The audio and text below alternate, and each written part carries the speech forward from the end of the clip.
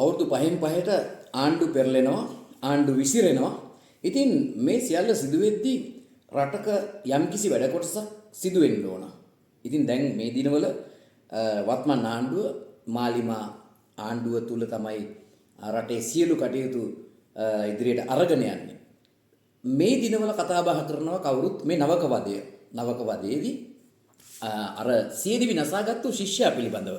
ඉතින් මේ වගේ දේවල් මේ වගේ තොරතුරු මේ පළවෙනි එක නෙමෙයි.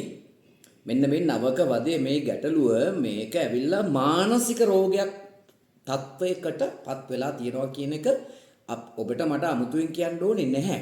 ඉතින් මෙතනදී මුලින්ම මේ සබරගමු විශ්වවිද්‍යාලයේ අධ්‍යාපනය හැදෑරූ චරිත් දිල්ෂාන් ඒ සහෝදරයාට අපගේ සාතිචය සංවේගය අපි ප්‍රකාශ කරනවා. ඒ වගේම පවුලේ අයටත්. දැන් ඉතින් සාතිචය සංවේගය පළ කරලා වැඩක් නැහැ. මොකද කාලකන්ණී ටිකක් මේ දරුවව විනාශ කෙරුවා. ඒක තමයි තිත්ත ඇත්ත. ඒ විතරක්ම නෙමෙයි මේ පිරිමි දරුවෙක්.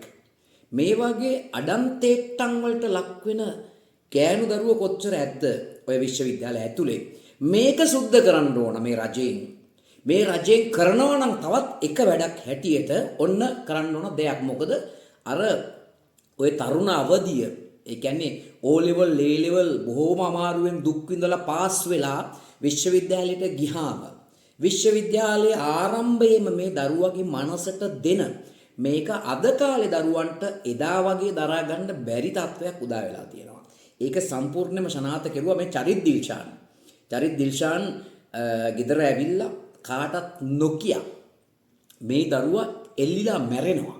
ඒතර මේකට වග කියන්න ඕනේ කවුද? අද ආරක්ෂක අංශ, ශ්‍රී ලංකා පොලිසිය. මම හිතන්නේ මේ විශ්වවිද්‍යාලවල සිද්ධ වෙන මේ දේවල් සම්පූර්ණයෙන්ම සුද්ධ පවිත්‍ර කරන්න ඕන. ඉතින් මම හිතන්නේ මේ මෙවැනි මේ දිනවල සිදුවෙන විශාල වශයෙන් එහෙම් පාතාලේ වෙඩි තියෙනවා. මෙහෙන් මේ විශ්වවිද්‍යාලය ඇතුළේ මේක සිද්ධ වෙන්නේ මම මේක මේ දේශපාලනයකට ගොනු කරගන්න දේශපාලනයකට ඔබන්න හදන්නේ නැහැ. මොකද කුමන ආණ්ඩුව කුමන පක්ෂයේ බලයට ආවත් නාවත් රටක සිස්ටම් එකේ හැදෙන්න ඕන තැන් තමයි මෙවුවා. මේව අනිවාර්යෙන් හැදෙන්න ඕන. මේව හැදුනම තමයි රටක් ස්ථාවර වෙන්නේ. රටක මිනිස්සු රැඳෙන්නේ. කුවේට් රටට යන කාන්තාවන්ව දූෂණය කරනවා එක පැත්තකින්.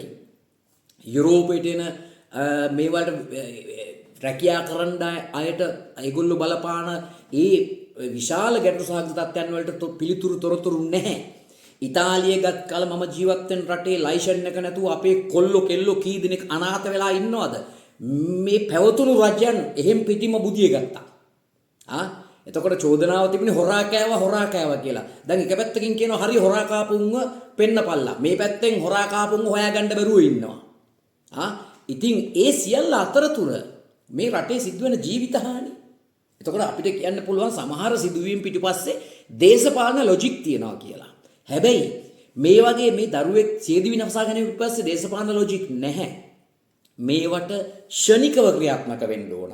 අපරාධ විමර්ශනාංශ ඒකක CID මේ විශ්වවිද්‍යාලය ඇතුලේ මානසික රෝගකාරක තත්ත්වයන් වලින් පෙළෙන කාලකන්ණින් අයින් කරන්න ඕන මේ වලින්.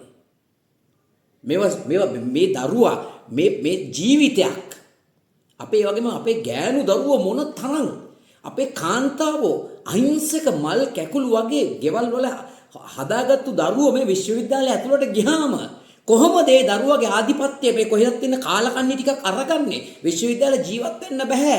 පිටිපෙට්ටිය හොරකම් කරනවා. ඒ දරුවන්ගේ පුද්ගලික දේවල් හොරකම් කරනවා. දරුවගේ යටජංගිය හිටා මුන් ඇඟිලි ගහන්න පටන් අරන් තියෙනවානේ. මොන සක්කිලි කාලකන්ණි ක්‍රමවේදයක්ද මේ රටක?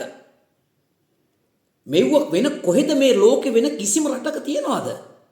එදා වේල හොයාගන්න බෑ, කන්න බෑ, ආර්ථිකය කඩාවැටලා තියලා. හැබැයි විශ්වවිද්‍යාල නිකාගේ ජංගිය ගලවන්න පුළුවන් මුන්ට. හැබැයි කතාව රට හදන්න. මේව සහ මුලින්ම නවත්තන්න ඕන. අද අපි දැක්කා අන්තර්ජාලවල YouTube වල විශ්ලේෂකයෝ ජේෂ්ඨයෝ ලොකු කතා විවිධ කතා කියනවා. කිව්වට උන් රට හැදුවේ නෑ එකෙක්වත්. අපි දැන් හඬ අවදි කරනවා. අද අපි නුවන්දබගේ YouTube channel එකෙන් මේක කතා කරන්න පටන් ගත්තේ රජයක්පත් කෙරුවා නම් අපි සමස්ත බලයක් දුන්නා නම් ඔන්න පටන් ගන්න පුළුවන් වැඩ කරන්න. ඔන්න තියනවා වැඩක් කරන්න. හිටපුම් හොරකම් කරුවා කියමුකෝ. හරි 30 අවුරුදු යුද්ධයක් තිබුණා. යුද්ධය අවසන් වුණා. කමක් නැහැ. ඒ ඔක්කොම දැන් වෙලා ඔන්න දැන් සාමකාමී රටක් වෙන සාමකාමී රටක අපේ මේ දරුවන්ව විශ්වවිද්‍යාල ශිෂ්‍යයින්ව පාසල් අධ්‍යාපනය ශනිකව දියුණු කරගන්න ඕන. ශනිකව සුරක්ෂිත වෙන්න ඕන. ඒ නිසා බලධාරීන්ගෙන් කාරුණිකව කරන ඉල්ලීම තමයි මේ විශ්වවිද්‍යාල මේ නවක වදේ කියන මේ අසමත් ಜಾති වැඩේ නවත්තන්න ඕන. මේක මානව හිමිකම් human rights කෝ මේ දෙමව්පියෝ මොනතරම් අසරණ දෙමව්පියෝද මෙවැනි තත්යකටපත් වෙන්නේ. අත් දෙක වැඳලා ඉල්ලන්නේ මේ දේවල් හදන්න. ආදරණීය රටක් නිර්මාණය කරන්නට ශක්තිය ධෛර්යය සියලුම වගකියුත්තන්ට ලැබේවා.